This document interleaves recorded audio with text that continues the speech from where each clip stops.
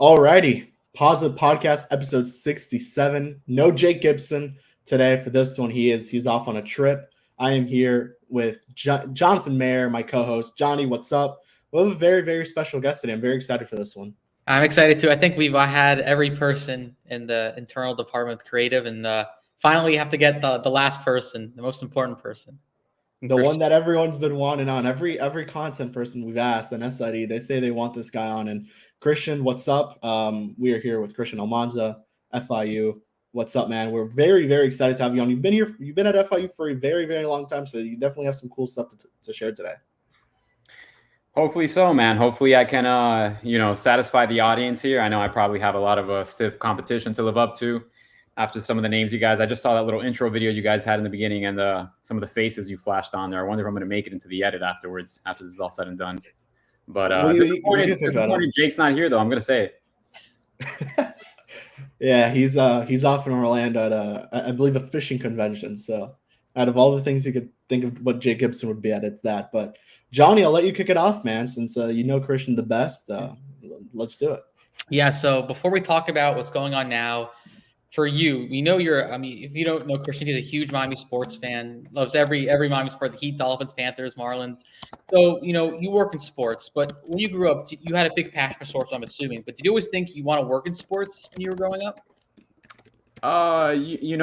Honestly, back when I was a little kid and I didn't know any better, if you had asked me when I was like 8, 9 years old, I was going to be in the NFL. I was going to be a Hall of Fame wide receiver. I used, for some reason, Percy Harvin really sticks out. Not Percy Harvin, I'm sorry. Percy Harvin, the Gator, of course, but Hines, right? What's his name from? Nyheim Hines? No, the old Steeler. Man, I'm really showing my ignorance here right now. That's how old I am. The old Steeler wide receiver, great. I know who you're talking about. You know what I'm talking about. Yeah. I just used to love his game. Hines Ward, I think. Hines Ward. I knew there was a Hines. Hines Ward. I really loved his game for some reason. When I became a huge Dolphins fan, I loved watching Chris Chambers, and that was just my favorite position. And I was like, I'm going to be a wide receiver in the NFL. That's what I'm going to do. And then as I got a little bit older and got a little bit more realistic, didn't think that was going to be the case, and wasn't really sure what I wanted to do, but sports was always something I thought about. I just wasn't really sure where in the industry I fit into it. Always wanted to do something creative as well. That's something that I always had a lot of interest in, like the arts and the creative fields. And, just one thing led to another. I found myself doing social media and creative content in an athletics department for, D1 NCAA sports. And here I am. And, kind of getting your foot into the door with athletics, people don't know, is you were an equipment manager when you started at FIU, which I know about 2018. And for you, I'm guessing that was your kind of first introduction into working in sports. What was that like? And what made you want to kind of flip the switch and kind of do more sports media and kind of more on that side? Yeah. So, like I said, I wasn't really sure where I fit into the whole, sports industry. Never thought I'd be on the media side of it, to be honest with you. When I was a student, it was required for me to have an internship. I was a sports management major, and I had to have an internship as, one of my class credits. You had to have 2 internships. So just kind of, throwing things at the wall. I ended up seeing, an opportunity for equipment manager position online, and I was just kind of applying to different things. And I thought it'd be a good way to get my foot into the door. Had no experience in athletics whatsoever, and definitely never thought that I'd be working in equipment. But it seemed interesting to me. I thought it was pretty cool. And John Royce Reynolds, we call him JR at FIU. He's an assistant AD now for facilities, but back then he was my boss in the equipment room. And I met with him, and he gave me the opportunity, and it just kind of went from there. And at the time, I was writing for student media. Kind of had an interest in, just writing about sports, and saw it as like, getting my foot in the door into the industry. And that was in 2018 in fall. So I had the student media thing going, and I had the equipment room thing going, and it just went from there. That was really the start. So you also talk about the equipment side, but you kind of mentioned it there a little bit. You were a writer for Panther Now. Just talk to us about that experience and maybe how that may have set you up for what you're doing today, and how much maybe you learned from that experience. And also, what teams did you cover the most as well during that time? Yeah, for sure.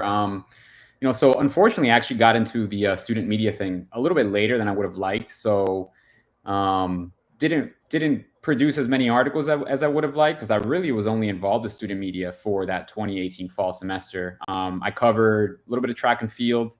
We had an All-American back then named Clarissa Cutliff, FIU legend. She was a multi-year All-American at FIU. Covered women's basketball. Specifically, remember covering a game versus the University of Miami that we hosted here at home. That's probably the last time that we hosted them here at Ocean Bank. Covered, a little bit of football. I remember, interviewing our former head coach during, at that time was when they were kind of into recruiting, the recruiting phase. It was, I was in the Graham Center. I believe we had a little media availability that day, and Butch Davis was the coach at that time, and was able to get a story out on the front page of Panther Now with my article. And then basketball too. Jeremy Ballard in the 2018 season, that was his first season. Wrote an article on Brian Beard Jr., who was a point guard for us at that time. Really nice player. Had the opportunity to interview Coach Ballard. So a little bit of everything. It wasn't really just on one beat. But that definitely parlayed into, what I ended up doing later on. Tyson Rogers, who was in the media relations office when I started working there in 2019, he saw my writing, knew I had some experience with student media, and he liked my writing, and he gave me the opportunity to work on the communication side. Just doing a lot of writing based work and stats and stuff like that. As Jonathan Mayer knows, I basically was doing what Jonathan Mayer is now doing back then. So. Yeah, for sure. And we'll get into, that aspect of it in a bit, but, really quick, you now look back at your time at Panther Now, and you look at it now, how much different is the exposure that these teams are getting? Now you're a part of giving these teams the exposure. So maybe looking back at it during your time at Panther Now, how much has it changed to what it is like right now? Specifically asking about Panther Now? No, I mean, just like, maybe from your point of view with Panther Now, looking at what the social medias looked like maybe back then to what they look now, how much does it change, and how much more exposure are you seeing from, giving those teams exposure? Yeah. FIU's just grown so much. FIU athletics has grown so much since I got here. With Panther Now, back then we had a few, pretty passionate reporters that were covering FIU athletics. I remember the sports director at the time was Brett Schwecke, if I'm pronouncing his last name right, if you guys are familiar with him. We had Eric Henry, not a part of Panther Now, but he was kind of our main football beat writer who was working for SB Nation. David Drucker, who was actually writing for FIU News. He was literally the FIU sports guy. That was his Twitter handle, at the FIU sports guy. So with Panther Now, we had, a relatively small group, I'd say, of really passionate FIU students that wanted to cover athletics, supplementing what we had with David Drucker internally on the FIU News side, on the campus side, not working with FIU athletics, but rather with, the FIU campus external team. And then we had Eric Henry, and that was pretty much the coverage we got externally. And then internally, we had one social media manager back then, and no creative content team, right? So before Scott Carr got here a few years back, when I first got to FIU athletics in the media department, we had a communications department, no broadcast department, no creative department. Everything was kind of under that one umbrella.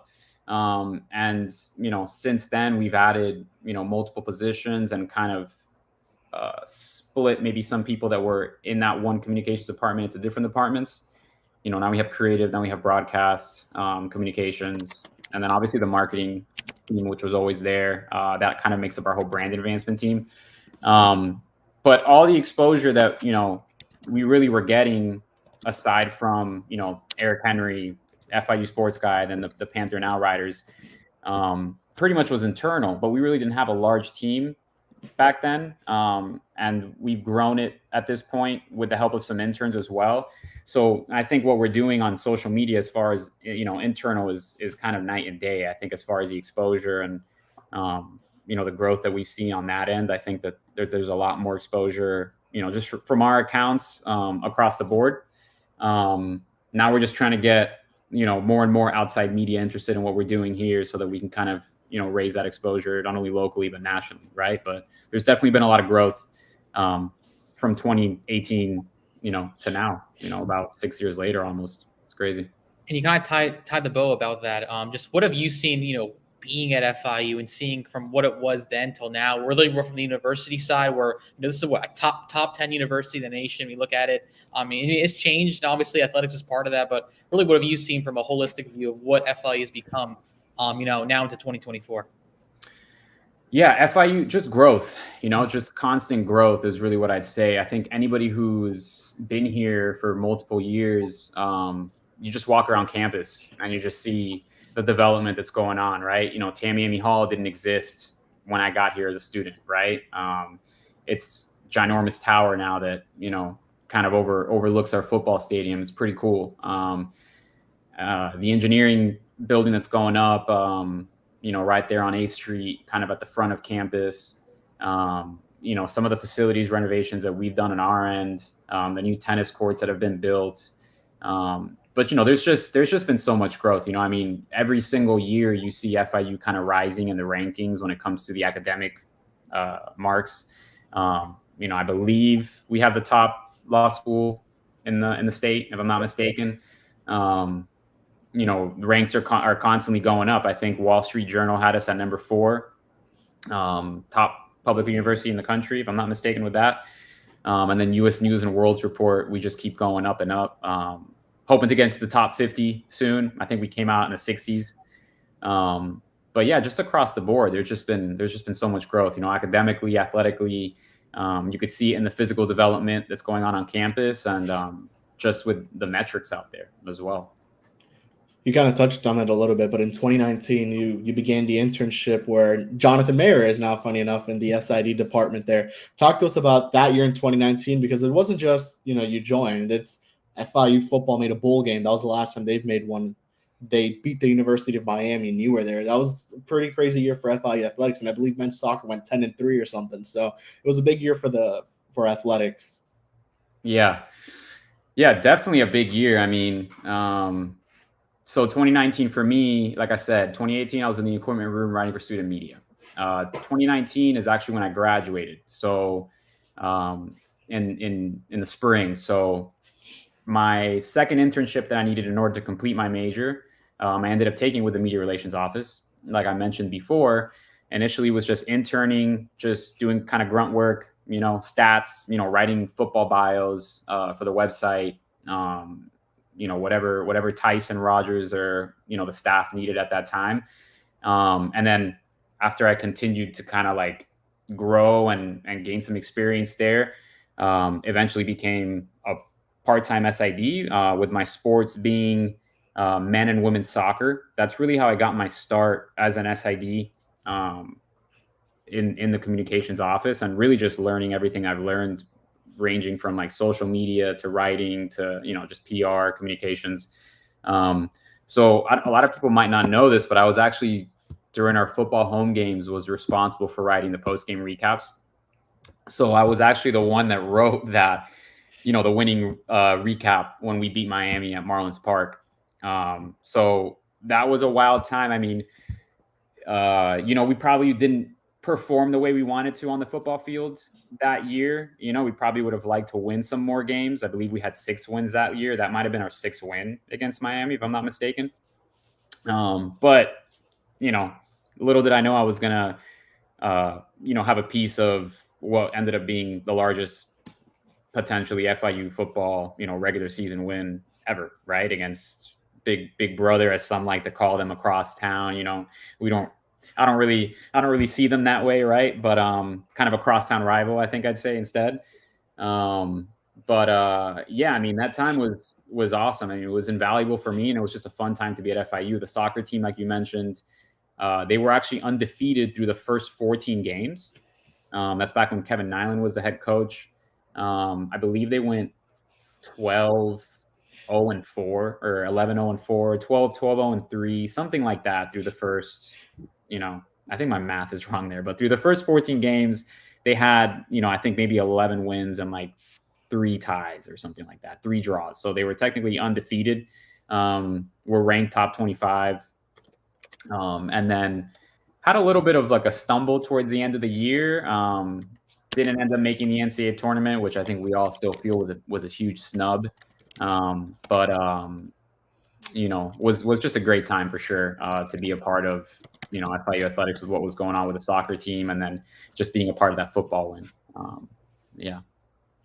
You kind of noted the soccer team there, and that's a team that you're still working closely with till this day. So talk to us about that relationship with Coach Russell and how that's grown over the years, men's and women's soccer.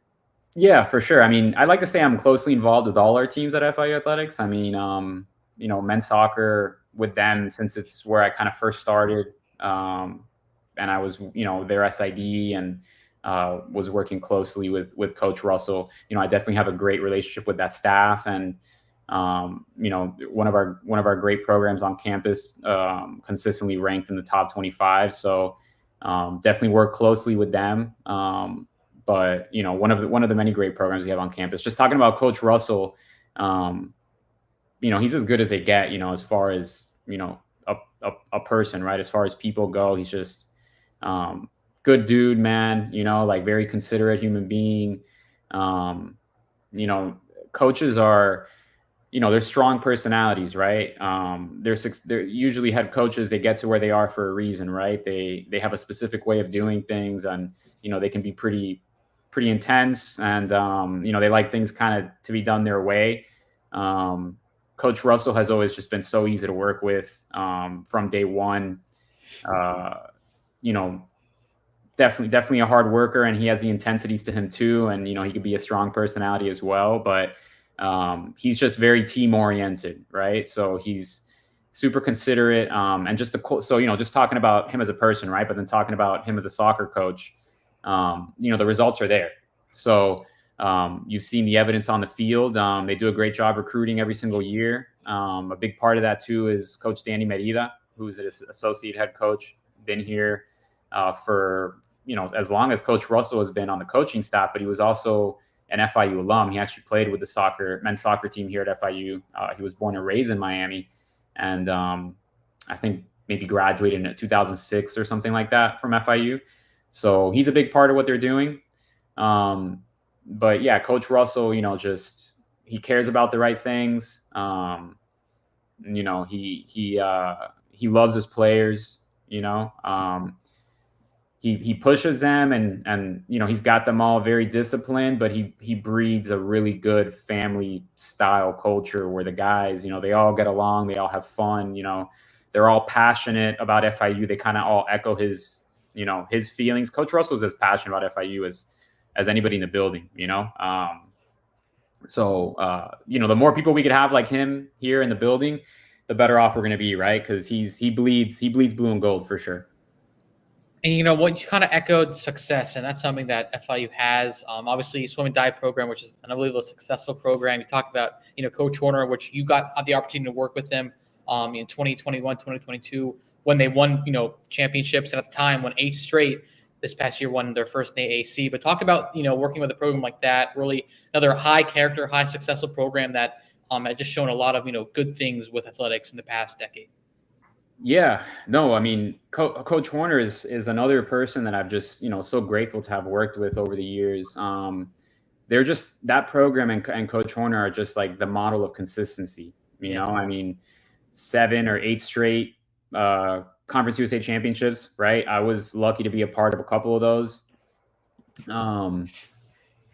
Coach Horner, another guy that just, he's had the opportunity, I'm sure, to go elsewhere many times, right? And he's always stayed here, right? He loves FIU. Another guy that bleeds blue and gold, cares about the right things, has a great culture within his program. And when you talk about the swim and dive program, there's really no better representation of FIU athletics and kind of what we stand for than them, just with the success that they've had. And the way that they represent us. I mean, we have 2 Olympians, going to Paris right now, so we have a swimmer, 2 swimmers, right? And then a couple years back, we had a diver and a swimmer, Mahaguda, Lena Phillip, Nikki Frank, and Umi. Those are the 4 that I'm referring to. So that program, the swim and dive program, has not only won conference championships, right, consistently year in and year out, and that's hard to do. Anytime you can win championships multiple years in a row, and especially with nowadays, you have things like the transfer portal and athletes leaving and coming and going. You can only retain your student athletes for so long, right? So if you've won 8 championships in a row, that means you're really good at recruiting as well. And you just know how to keep that culture going, and how to bring in the right character, and it's not just what they do in the pool. Those girls are consistently one of the best academic programs that we have at FIU. Every year they're excelling. So they're producing championships, they're producing NCAA, championship, girls who have been to the NCAA championships every single year. I forgot what the streak is. I'm sure Jonathan Mayer. 13 straight years sending somebody to the NCAA championships. And there aren't a lot of programs or athletic departments on our level that are doing that 13 years in a row, right? It's pretty astonishing to see it almost, and definitely respect it, and to have the Olympians, so we have people on a national stage, a global stage. We're winning at the conference level, and they're excelling in the classroom. And Coach Horn is just great person, great coach, and cares about his girls, as much as anybody. So can't say enough good things about them for sure. Easily. And kind of tying a bow on, your SID work and kind of looking ahead at where you're doing now with FIU. Well, do you have any favorite memories or stories that you have as an SID, things that maybe you recall, or things that, maybe it was just a good story to tell when you were SID at FIU? Yeah, as an SID specifically? Yeah, just as a SID. Just as an SID? Yeah. Yeah, I mean, I think I might have talked about some of them already, but definitely beating Miami, at Marlins Park, that was a great moment. The attention that brought for our football program, and, just being able to punch above our weight class there. Nobody saw it coming, and we won pretty convincingly at that game. So that was a sweet moment. Being involved in the soccer program, and in 2021, right? It was 2 conference championships, the regular season trophy, and then the tournament trophy as well. And that was right the year that we went to the American, right? Is that we had 2 trophies. The year prior, my memory, I'm just trying to make sure I have this all correct here, but beating Marshall when they were the #1 team in the country, right? We played them here at home, and that game was going to decide the regular season conference championship, the regular season conference champion. And Marshall had actually beat us when Kevin Nyland was here in 2019. So can't remember what Marshall was ranked at that time, but that match was going to decide who was the Conference USA regular season champion at that time. And Marshall ended up beating us, and, celebrated on our field. Tough moment. So then you fast forward a couple years, and we're back in that same moment all over again, playing Marshall here at home while they're the #1 team, because they had won the national championship the year before. Marshall had won the national championship. So they were ranked #1 the majority of the year, came here and played us. We thought we were better than them, and we delivered, and we won. And that was an amazing moment. So every time that you're able to be a part of a trophy, hoisting that trophy on your own pitch, especially, it's always special. So I've seen our men's soccer team do it 3 times. Watching the swim and dive team, I have two rings, one from the swim team and one from the men's soccer team. And, I'm grateful to Coach Horner and Coach Russell for getting me one of those, because that's not always the case. So being a part of, both those teams' success, definitely the moments that stand out for me, just definitely inspiring when you get to be a part of that and you get to see it. And yeah, those are the few that stand out for sure. I'm sure there's others that'll come to my mind, but I have to give it some more thought. Alrighty, let's go into a very, very quick news break. Not even going to show myself on the screen for this, but it is worth noting Ryan Kabarkis signed with the Baltimore Orioles. At the moment, he is the only Panther from last year's team that signed with the team. He made 51 appearances in 21 starts in his 3 years at FIU, 203 strikeouts and 156.4 innings. He becomes the first Panther since J.C. Escarra in 2017 to join the Orioles. Mayor, I think I have all of that correct. So, Mayor, I mean, I guess if you want to add anything else to that. Yeah. Congratulations to Ryan Kavarkis. Obviously, good to know, kind of keeping another high standard at FIU baseball with the guys getting signed. And yeah, had a really good year this year. Best season in FIU uniform, and well deserved for the lefty. Definitely. Alrighty. Congrats to Ryan, man. Love to see that. We're definitely rooting him on and add him to the group of guys that we've had in the MLB over the years, and just hope to see him succeed there. Yeah, 100%. Hopefully, a couple more signs. So we'll definitely stay tuned to that. But let's keep going. So now 2022 comes along, Christian, and you go into a new role. I think this is when Scott Carr joined FIU. You're a social media specialist. So if you could kind of explain how that role works, maybe what your day-to-day looks like as the social media specialist. Yeah.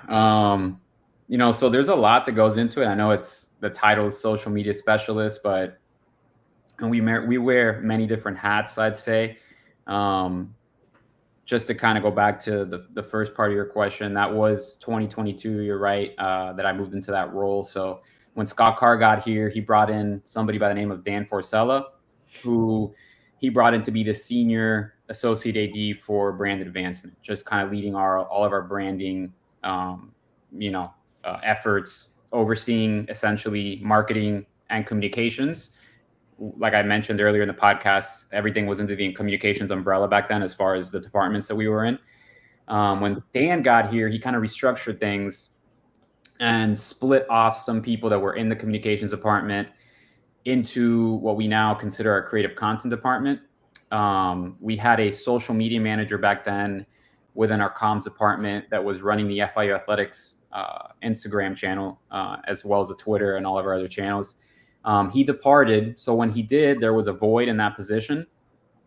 And Dan gave me the opportunity, during an interview process, to slide over into a strictly creative content and social media role, managing the FIU Athletics channels as my primary responsibility. But then just supporting our athletics department from a content creation perspective in any way that requires, right? So when I say that we wear many different hats, right? So, I'm not just running the social feeds, right? But we're doing photo work, we're doing video work, right? So actually being out at our games and our practices, grabbing content.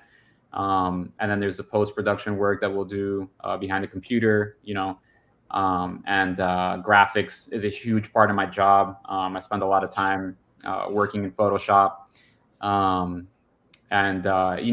There's just a lot that goes into it, right? It's like the photo shoots that we have for our student athletes,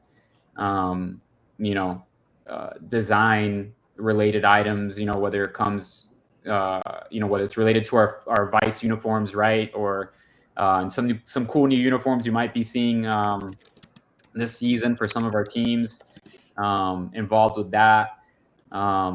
It's just really running our social feeds, but then all the legwork, behind the scenes that it takes to support our entire athletics department. And then, anything that might come in from the campus side as well, just from a content creation standpoint. So every day is a little different, to be honest. Like no day's exactly the same. We're really just working around the clock to kind of, serve FIU athletics in whatever creative way that requires. And you kind of detailed about Scott Carr, and really when he came in here, you brought in Dan Forcella and really trying to help build the brand of FIU Athletics. And for you, taking that role and wanting to work in creative, what made you want to kind of strictly work with the creative side rather than the SID side, and kind of really help promote the brand and really be what it is today, and really taking in a really good trajectory with athletic content? Yeah. So, when I was an SID, as being an SID was a very invaluable position to have because I was able to do a bunch of different things. Just like how I was saying about my role now, being an SID, you have to wear many hats, and honestly, you wear more hats when you're an SID. I believe personally than when you're in my current role now.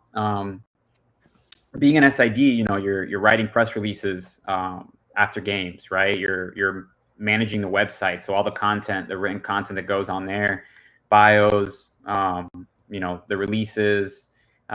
You're also doing stats, so a lot of games you might be doing those stats yourself, inputting them into the computer as the game is happening live, so that those stats can be recorded for the NCAA, and then also so that they're going live to whatever live stats service we're using. Your media relations gatekeeper, essentially. So if the Herald wants to come and interview one of our student athletes or our coaches, the SID's job is to be that middleman and provide availability or access. So you're doing a lot of PR type work, and then you're doing social media too, right? So when you're an SID, you got to balance a whole bunch of different things. So I was able to kind of see all these different things I liked, but the social media aspect was the part that I liked the most, right? So, I had 2 to 4 sports under my belt when I was in SID. It was men and women's soccer, like I said earlier, and then swim, and then eventually women's basketball. So those are the 4 sports that I was kind of like the media contact for and was in charge of all their media responsibilities, essentially. And social media was just kind of what I gravitated towards the most. I was like very social heavy, very social focused. It's just what I liked, and honestly, what I think I excelled at the most. So I think really the key to like finding success for anybody is going to be doing something you like, finding what you like, but what you're good at too, right? So like if you can combine what you like with what you're good at, you're going to be in a really good spot, because that drive that you're going to have, pushing yourself to work those extra hours, and it's not going to feel like work sometimes, so I'm really a firm believer that you should do something that you're passionate about and that you enjoy, but make sure that you kind of know what you're doing, that you're pretty good at it too, so I mean, I could want to be like a Olympic gymnast, but like I'm not really good at doing flips or any kind of backflips or balancing on a beam or anything like that, you know what I'm saying? So might be an extreme example, but I just love the social media side of it.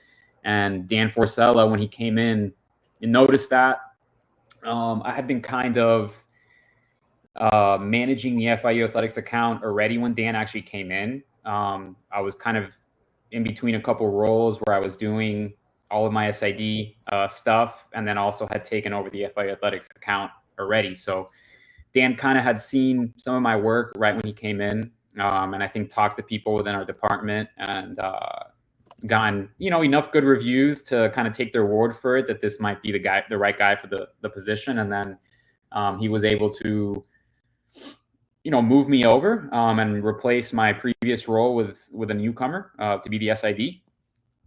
So with Dan's with the opportunity that he gave me, I was just able to do strictly creative work and social media, and it's been amazing ever since. Everything really switched up in a very positive direction for me at FIU once I moved over to that role permanently.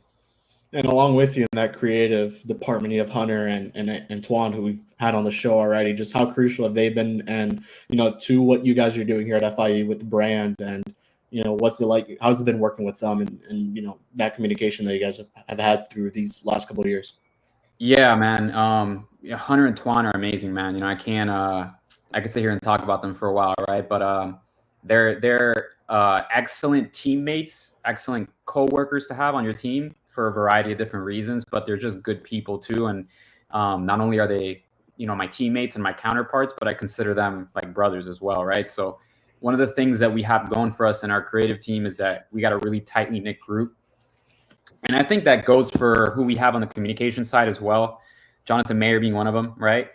The SIDs, the guys that work on the comm side are, so critical to everything that we're doing, and they're running social media feeds, right? So for people who might not know the structure, I'm focused on the athletics channels on social media. Hunter's main responsibility is the football channels, right?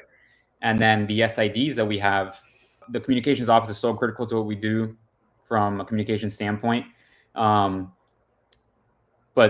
point being is that we're all super tightly knit, right? Everybody that's there, Twan, Hunter, and anybody else that we have on our team right now, we're all super passionate about what we do. We love to come into work. We love to hang out with each other, whether we're working hard or just having a casual conversation after work. It's hard to kind of not get burnt out in this industry if you don't enjoy what you do. Because it just requires so much, nights, weekends, Saturdays and Sundays, nighttime, and you're working around the clock. So like, if you don't really enjoy it, it's hard to really stick with it and kind of push yourself through that grind because the job and the field is so demanding. But just on the creative side, strictly talking about Twan and Hunter, Twan is somebody we brought in to be just kind of a little bit of a floater as far as covering all of our athletics programs from a content creation perspective. And he's very video focused, like very video heavy. Not saying he doesn't have other skills in his bag, because he definitely does. But, Twan just has a very unique kind of, creative perspective and outlook that you can't really like fabricate, if you know what I mean, right? Like, Twan is special. Like, he's his own person, right? Like, he has his own unique ideas, and when you see his content, like, you can notice something different about it. Like, he has his own unique style, and same thing goes for Hunter too, right? They're both super talented in their own regards, but beyond their skill set, it's just their attitudes. They both come in here to FIU with just a positive attitude every day. They're consistent. They show up for their teammates. They care. They both care about the student athletes. They care about FIU. They want to grow what we have going on here, and they want to keep raising the bar, right? So we kind of like, we take everything that we do kind of personal. You know what I'm saying? Like, it's not just a job to us. Like, we really care about the student athletes and about FIU and the servitude that it kind of requires to be in this role, right? Like, we're not just here for ourselves. We're here to help everybody else and to serve, the initiatives of the department. So Hunter coming in here, when he kind of came in right when I moved over to the social media and creative content specific role. And he's just been amazing ever since. Hunter's really kind of like, like the Batman to my Robin, or vice versa. I don't know who's Batman and who's Robin. I'll let him be Batman if he wants, because I think he might feel some type of way if he's Robin. I'm cool with being Robin. It's fine. You know what I mean? But, we work so closely together in everything that we do on a daily basis. Hunter and I are blowing each other up via text message all the time, and ranting on the phone with each other for hours on end sometimes. Just talking about FIU, man, and just trying to raise the bar, like I said, in everything that we're doing. And I also want to shout out Jacob LaRue, who's our graphic designer. He's a big reason why graphics been great. So yeah, another shout out to him as well. Jacob is amazing, man. I could sit here and talk about a whole bunch of different people, so I don't want to leave anybody out, but Jacob is, I really mean this. If we didn't have Hunter, things would be different. Okay. I think people who are close enough to what we're doing kind of understand that. If we didn't have Jacob, things would be wildly different as well, right? Every member of the team is so critical in what we're doing, and everybody has kind of like their own unique skill set that together, like the sum of all our parts is kind of like this monster we've created almost, right? So everybody has a little bit different of a specialty, or kind of like their bread and butter, but we have a couple jack of all trades in there as well, and together it's just like an awesome thing when everybody's firing on all cylinders. But Jacob's a little quieter, and he kind of just kind of lurks in the background, doesn't really like the attention and stuff. But all the amazing graphic artwork that you see coming out from our channels, and some of the really cool designs that you've seen come out from FA Athletics, Jacob is solely responsible for that stuff. There might be inspiration he gains from conversations with our staff and stuff, but nobody's guiding Jacob's hand. He's just a wizard when it comes to the to Photoshop, really. And he's amazing in what he does too, and just a huge part of our team. We got a small team, man, so the only way that we're able to kind of sustain the productivity and just keep punching above our weight classes, because we got a few really, really talented people on our staff.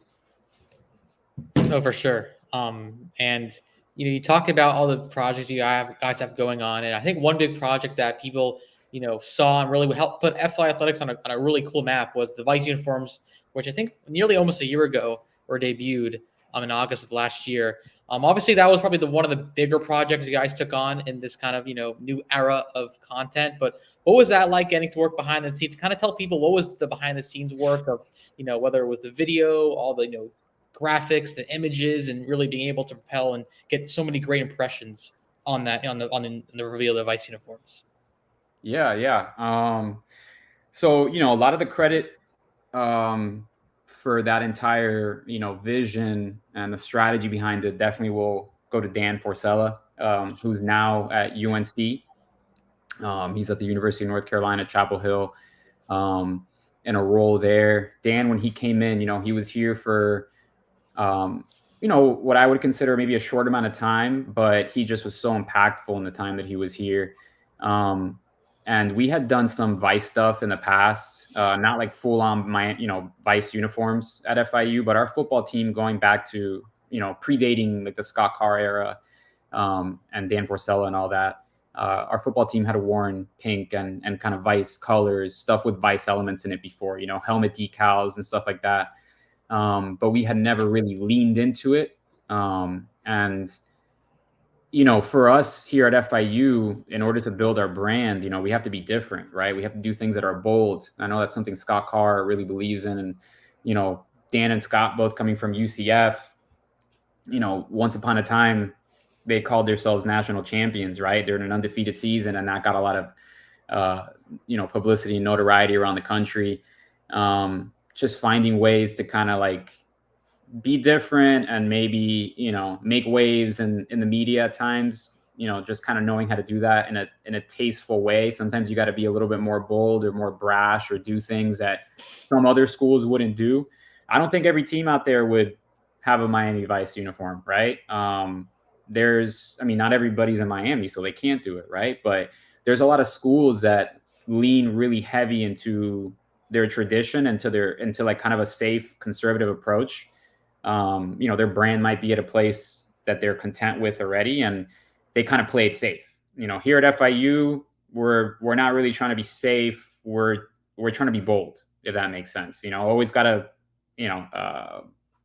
consider and analyze risk, assess risk per se. But for us, the Vice thing was just something that kind of seemed like a no-brainer when Dan came in, and he saw that, okay, we've kind of done some of this stuff in the past, but we've never really had a Vice uniform, right?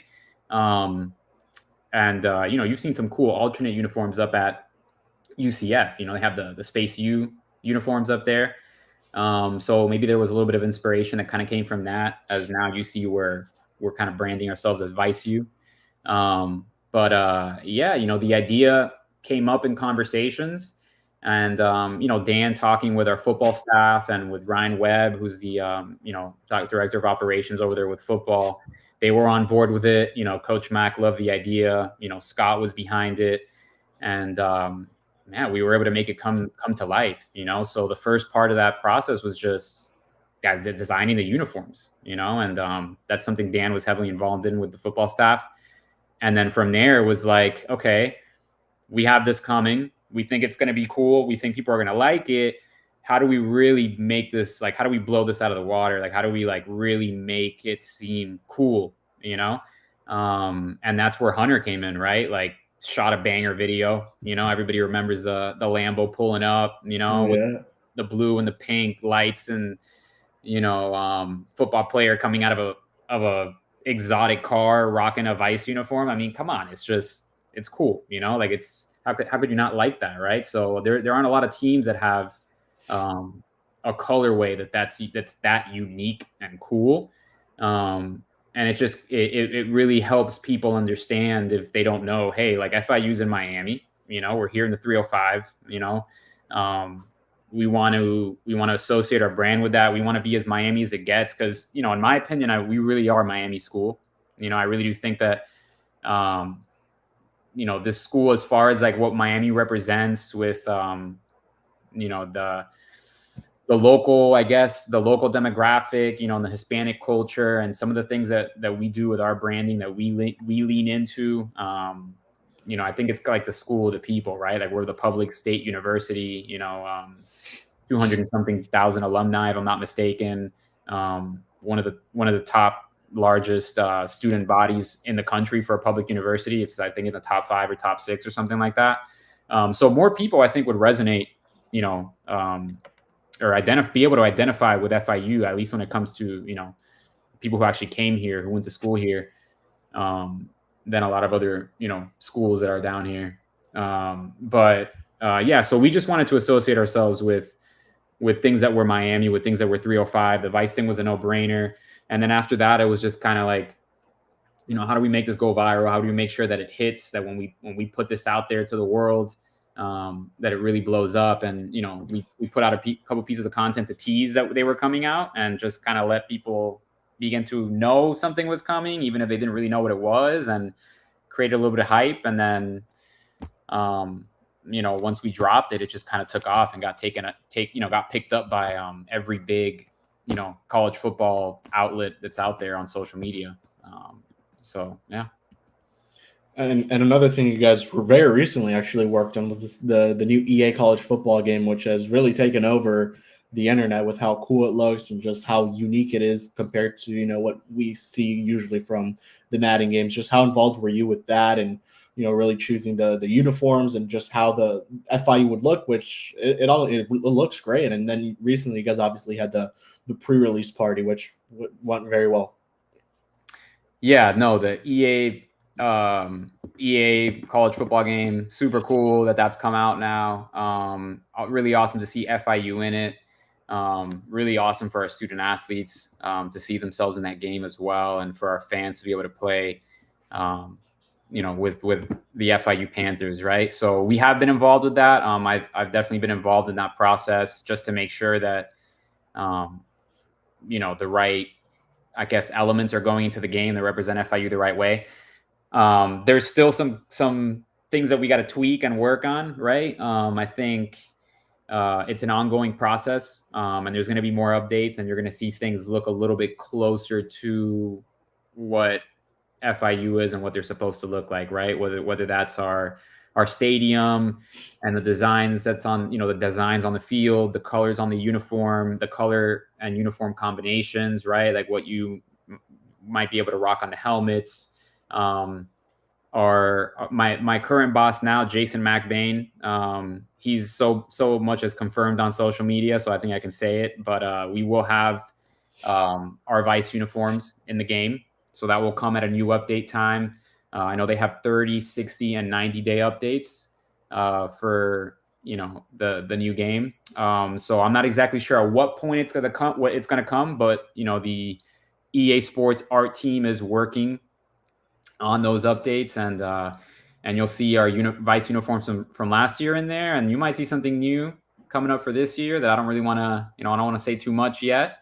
But you'll have some more combinations you can rock when it comes to, the jerseys, pants, helmets, and you'll see updates to just some other things that'll make everything feel more real and feel more like FIU. And I'm just excited about it. I'm excited. You'll see more content coming out from our pages too, to kind of highlight that stuff when it happens. A lot of things cooking.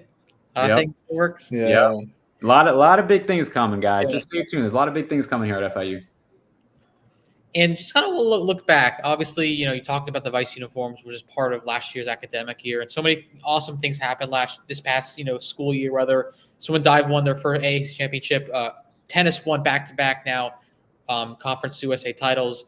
I want to ask you, what was your favorite moment this past school year? Whether it was special, something happened on the field, or maybe something you posted. What was your favorite moment of this past academic school year?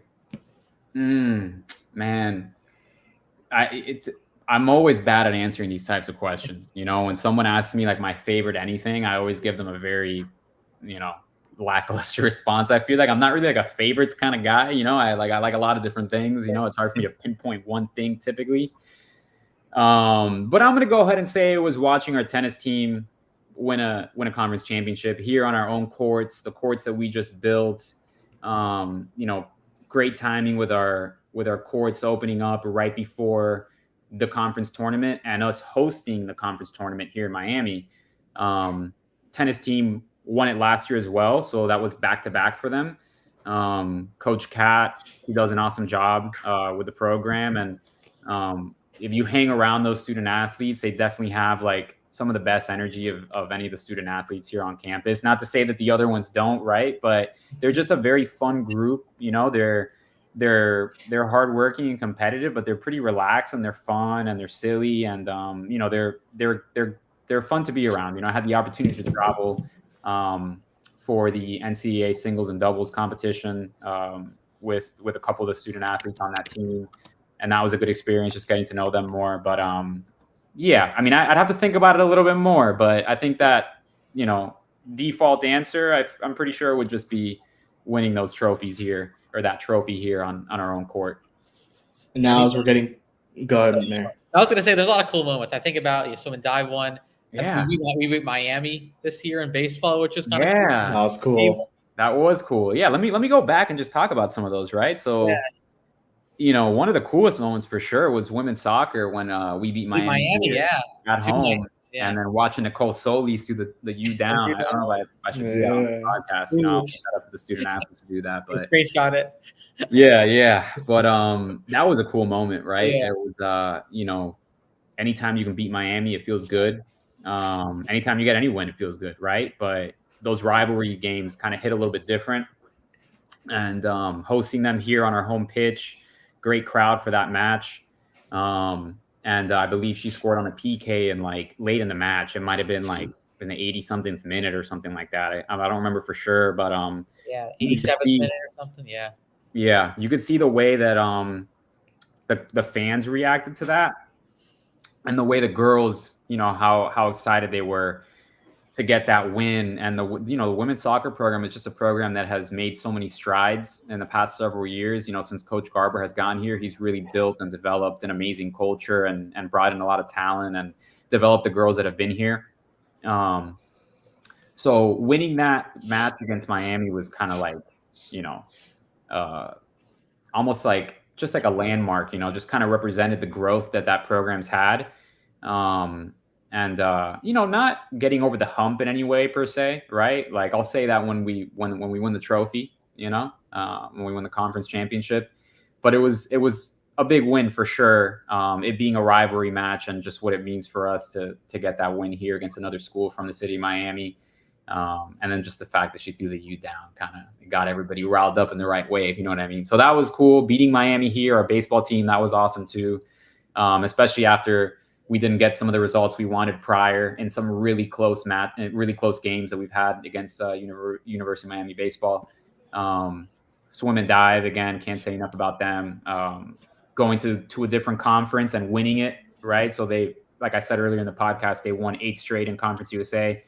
Went to a new conference, the American, some stiffer competition there. The first year nearly won it. This was their second year in the American, and they won it, right? So we should prove that we can do it in Conference USA, and we proved that we can do it in the American as well. So a lot of great moments, and I'm sure there's a lot more that I can think of. You know, Javante Hawkins, I think, broke a 3-point record, right? Yep, I think so. That was awesome watching him do that on our home court here with a pretty nice crowd that day. That was really cool. You know, watching Arturo Dean break Carlos Arroyo's steals record. That was pretty cool. And, you know, just some of the things that we've done, you know, on our end on social media that has gotten some buzz. You know, having Messi here at our pitch, right? Hosting Argentina's national team, training over here. Those are kind of some smaller things that, not smaller per se, but like, you know, more internal, like under the radar up until the moment that we maybe let everybody know that he was here. I don't think anybody really knew. It's more so them just coming to have to rent our facilities, but being able to host, you know, Argentinian national team, you know, arguably the greatest player of all time on our pitch, just, you know, it's pretty cool. And it just says something about our facilities and, you know, about the pitch that we have here and that they would want to come train on it. You know, that was a cool moment for sure. Watching Carlos Arroyo take his, you know, one of the greatest FIU alum that we have, watching him get back to the Olympics, with his with the Puerto Rican national team as a general manager, not as a player, but he did it as a player, and now he's back. So some of the things that kind of happened on the exterior per se, maybe not things that we have going on here internally, but that we've been able to be a part of and then maybe cover or just, kind of lends a sense of pride to being a Panther. Those things have all been really cool for sure. Yeah, and just with the upcoming season, you have football who looks to win hopefully 6 games and go to the bowl game, and you get the Shula Bowl back on that end. We're heading to Boca this season, and baseball once again trying to make it back-to-back seasons, going to the Conference USA tournament. Swim trying to make it 2 in a row. I mean, just how excited are you for this season? It feels like a lot more storylines going into this year, this academic year with athletics than what maybe in years prior. Yeah. Excited is an understatement for sure. I was saying this to somebody else the other day, and somebody on our staff, but I think like across the board, this might be as exciting of an outlook as we've had just across all of our programs, right? Like, I'm not going to sit here and start making predictions or anything, but just as far as what I, expect to see or think that our programs are capable of doing this year, you just go down the line, like baseball, is really starting to, turn the tide with Coach Witten there, really improving. He was here for his second season last year, and they're just continuing to improve. Coach Mack, the way that he's turned the culture here. Some of the cool things that we have happening off the field with that program, like I've mentioned with the uniforms and just some cool stuff we have that you guys will find out about soon. And then, their potential on the field, Kewan Jenkins, just, great leader, great player. I really do think that they can go as far as they want to go in Conference USA. Women's basketball had one of the best seasons that they've had in a while last year under Coach Burks. You're always expecting that swim and dive might hoist a trophy at the end of the year. Tennis has the opportunity to make it 3 in a row. Men's soccer, Coach Russell every single year goes into the season saying that they want to win 3 trophies. The national championship, the conference championship in the regular season, and then the conference tournament. Last year we fell short, got 0. And I think they're going to go into the season thinking they can win 3 of them again. Great recruiting class coming in there. Just a lot of great things from our programs. I don't want to leave anybody out. It's not really about singling programs out, but I think that there's a lot of exciting things across the board. Track team, All-Americans every single year. The growth that's happening in that program as well. A lot of things to be excited about, both on the field, in the classroom, and in the pool, on the court, and then just some of the things that we're doing from a branding perspective for sure. And you talk branding, and I want to steal something from Coach Mack, which is elevating. What can fans expect about how your guys want to elevate your content game into this upcoming school year? Yeah, how are we going to elevate the content game?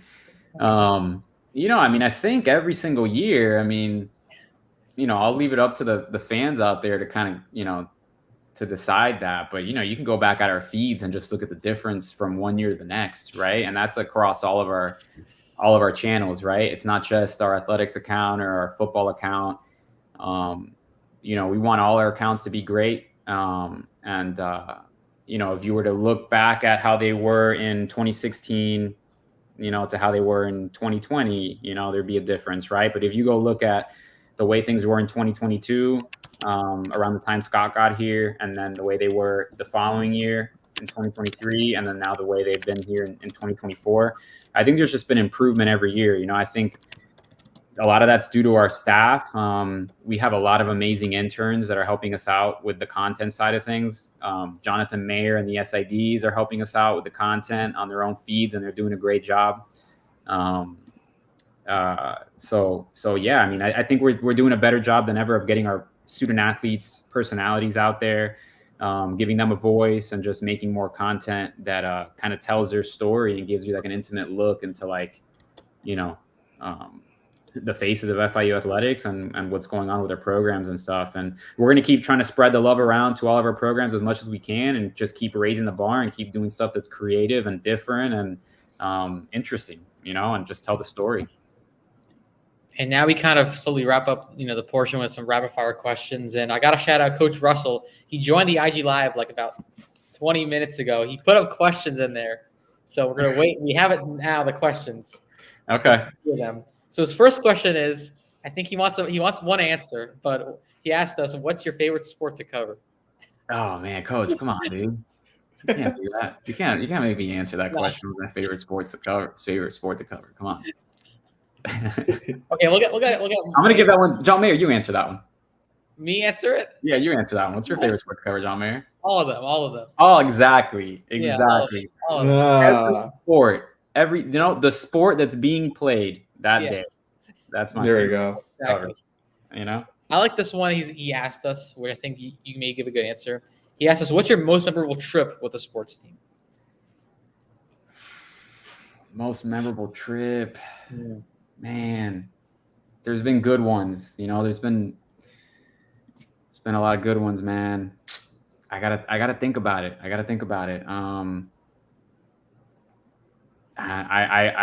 don't want to give the wrong answer. So can we go to the next question, and maybe I can come back to that? Yeah.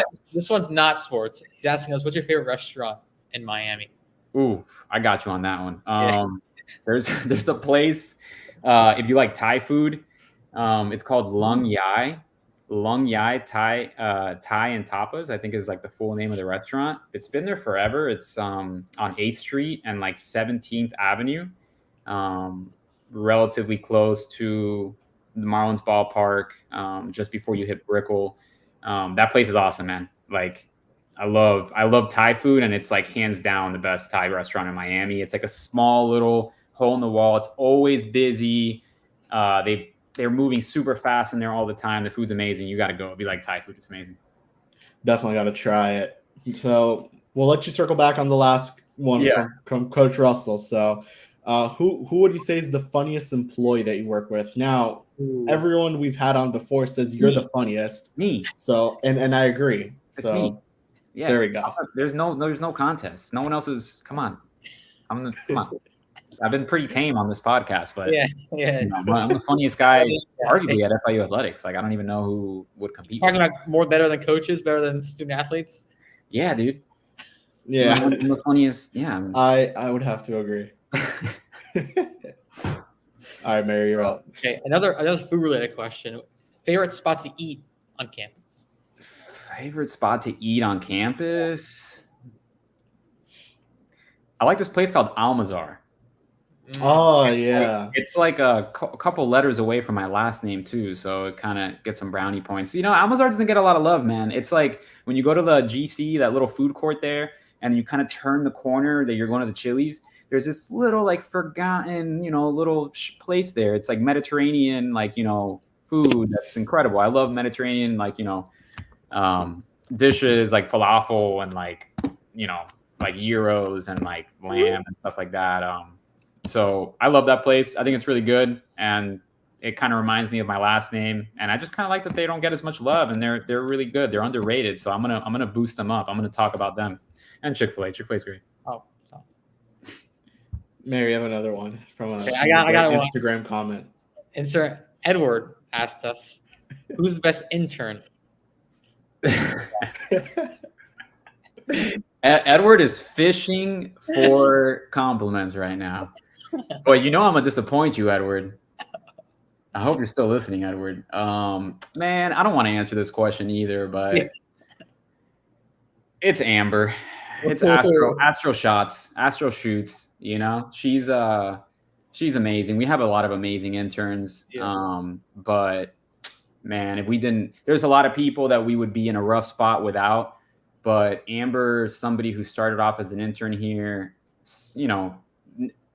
She was still she's still an intern, and she's since graduated, and it remains to be seen whether or not she's going to stay on with us.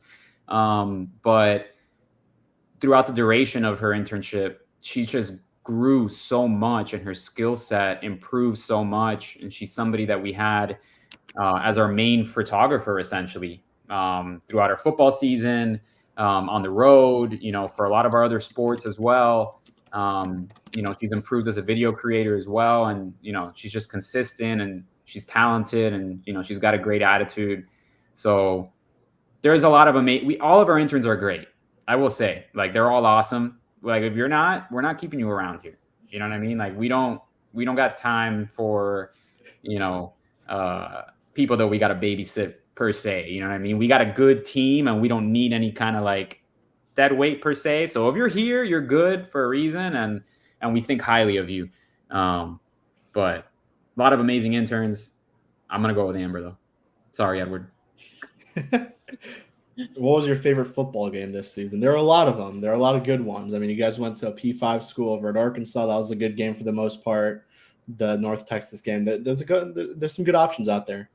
Yeah. I'm typing up the schedule right now just because I want to look through them. But the Sam Houston game just kind of stands out to me. Yeah. Going into overtime, that game was fun, man. I just remember the excitement on the plane when we came back. Just it being such a close game and a couple big plays by Kiwan at the end of that game. That was definitely one that stood out. I'd have to look through the other games to think about which other ones, kind of stand out there. But that was one that I for sure would put up there for sure on the road. And I would say, to go back to that first question, I think that was one of the most fun trips last year. The NCAA tournament trips that I took with men's soccer are two trips that I've been able to go on throughout my time here at FIU. One was at Duke, one was at the University of Virginia.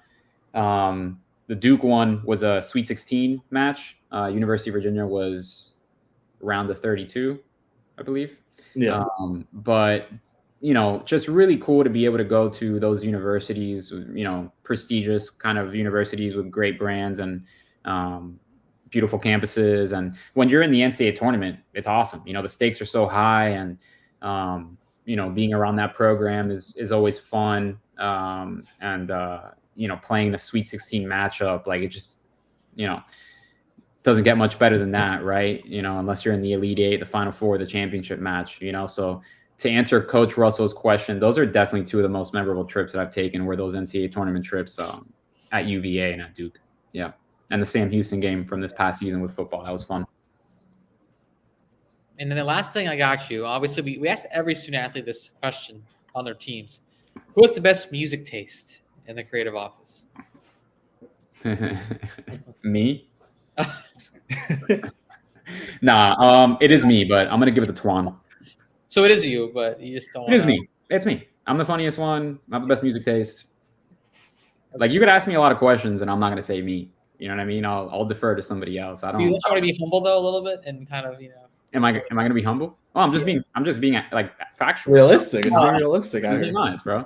Hey, Twan's got great music taste, bro. Him and I vibe to a lot of the same music for sure. Twan is somebody that like, and I know Hunter's like this too, but a lot of the content they make, they kind of design it around music, like the music kind of might lend the inspiration or it might like be what they build their videos around. So it kind of might start with the song, like you'll go out there and you'll get your clips, right? You'll grab your content and you have it all. And then you got to do something with it. But before you put it into your editing platform, you figure out what song you're going to use and you put that in there and then you cut the clips up around that and you beat match to that, and you kind of build it around that vibe.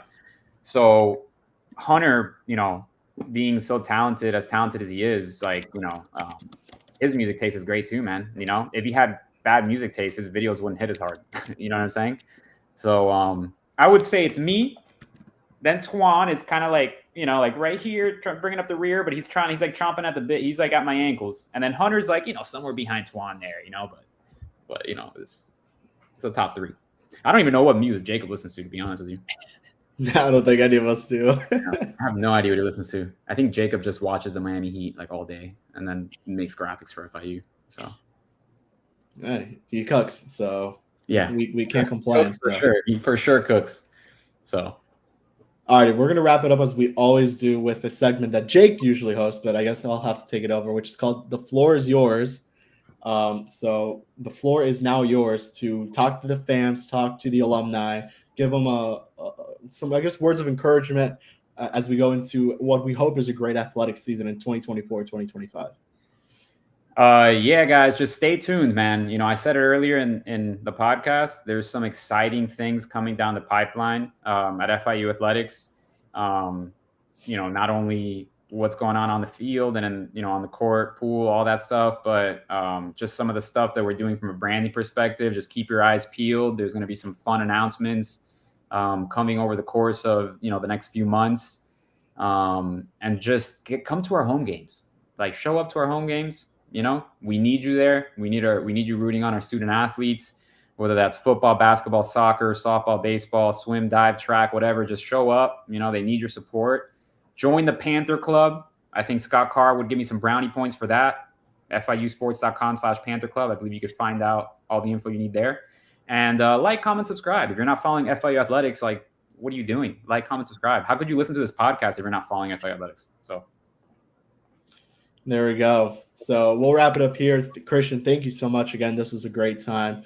We'll wrap it up here. We'll be back hopefully next week. We'll see if the time permits. But from Christian, Johnny, and myself, we'll see you guys all next week. And as always, paws up, baby. Let's do it. Paws up.